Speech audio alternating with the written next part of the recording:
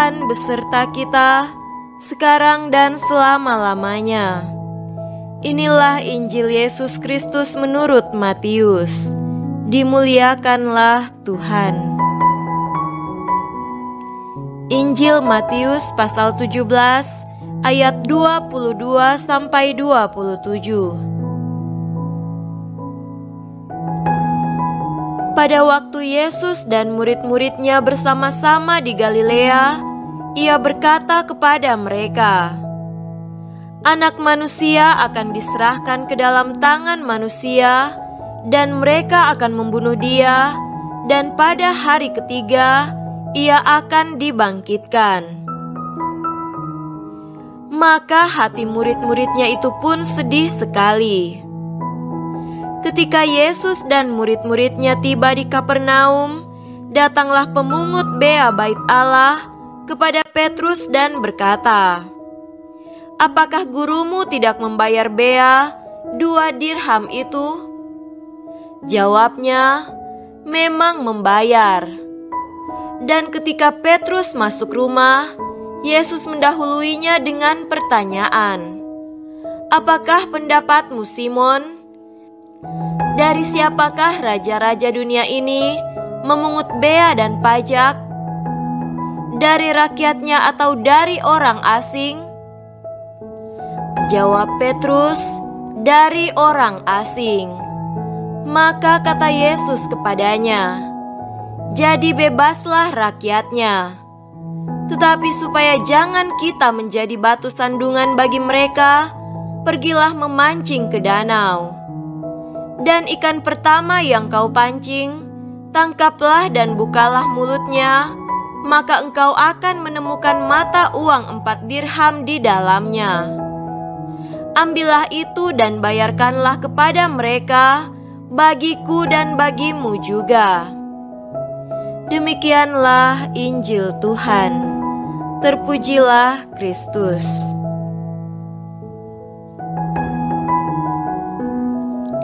Saudara-saudariku yang terkasih dalam Tuhan kita Yesus Kristus, tema renungan kita pada hari ini adalah menderita karena kasih. Bacaan Injil pada hari ini berbicara tentang 2 hal. Yang pertama, pemberitahuan kedua mengenai kesengsaraan. Untuk kedua kalinya, Yesus memperingatkan murid-muridnya tentang apa yang akan terjadi, yaitu penderitaan, kematian, dan kebangkitannya. Kita diberitahu bahwa para murid diliputi kesedihan atas apa yang Yesus katakan.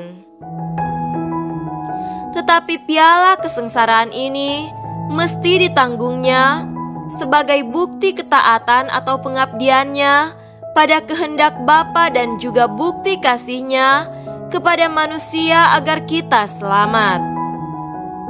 Yang kedua adalah mengenai pajak bait Allah. Seorang pemungut pajak bertanya kepada Petrus, apakah Yesus gurunya membayar pajak untuk pemeliharaan bait Allah di Yerusalem dan kurban-kurban yang dipersembahkan di sana? Petrus menjawab bahwa memang demikian. Tetapi sebenarnya Yesus tidak perlu membayar pajak bait Allah karena jati dirinya sebagai anak Allah. Yesus menjelaskan hal ini dengan bertanya, "Raja-raja di dunia memungut bea dan pajak dari rakyatnya atau dari orang asing?" Jawabannya adalah dari orang asing. Meskipun Yesus tidak berkewajiban membayar pajak bait Allah, Ia membayar itu untuk menghindari kemungkinan menjadi sandungan bagi orang lain. Saudara-saudariku terkasih, Yesus telah memanggil kita untuk sesuatu yang sangat istimewa, yaitu pengabdian kepada Tuhan, cinta sesama kita, dan percaya kepadanya.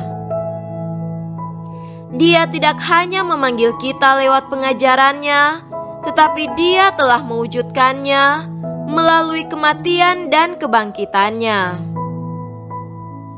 Yesus masih melakukan mujizat, termasuk mengubah hidup kita untuk mengikuti teladannya.